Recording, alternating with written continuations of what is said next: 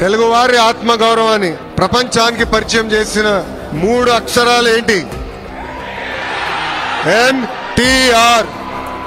విశ్వవిఖ్యాత నట సార్వభౌమ స్వర్గీయ శ్రీ నందమూరి తారక రామారావు గారు. సంక్షేమాన్ని భారతదేశానికి పరిచయం చేసిన వ్యక్తి అన్న ఎన్టీఆర్. గతంలో మనందరినీ మెద్రాసీలు అనేవారు. మెద్రాసీలు కాదు, తెలుగులు ఉన్నామని దేశానికి చెప్పిన వ్యక్తి అన్న ఎన్టీఆర్. మళ్ళీ అభివృద్ధికి బ్రాండ్ అంబాసిడర్ ఎవరు? సిబిఎన్.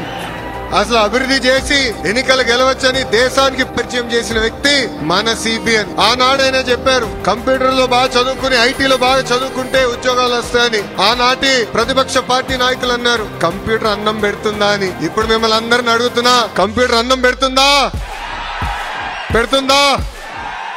హైదరాబాద్ లో పెద్ద ఎత్తున ఐటీ పరిశ్రమలు తీసుకొస్తే రియల్ ఎస్టేట్ వ్యాపారం చేస్తున్నారు. ఈ ఒక్కసారి మీరు వెళ్ళి హైదరాబాద్ చూడండి, అసలు గుర్తుపట్టే పరిస్థితి లేకుండా పోయింది. గతంలో ఐటీ రంగంలో హైదరాబాద్ గురించి ఎవరు మాట్లాడేవారు కాదు. అలాంటిది చంద్రబాబు నాయుడు గారు ఐటీ పరిచయం చేసిన తర్వాత ఈ రోజు బెంగళూరుకి ధీటుగా హైదరాబాద్ పోటీ పడే పరిస్థితికి మనందరం వచ్చాం. చంద్రబాబు నాయుడు గారి వయసు 75 సంవత్సరాలు, కానీ 25 సంవత్సరాలు కుర్రోడ్లాగా పరిగెడతాడు ఆయన స్పీడ్ కి ఇంకా అందుకోలేకపోతున్నా. కానీ ఏదో ఒక రోజు ఆయన స్పీడ్ దరిదాపులో వస్తానని నేను భావిస్తున్నా.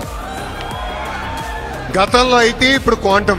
అంటే ఆయన ఎప్పుడు 10 నుంచి 15 సంవత్సరాలు ముందు చూపున్న నాయకుడు. అది వాస్తవంగా చెప్పాలంటే తెలుగు జాతికే ఒక అదృష్టం.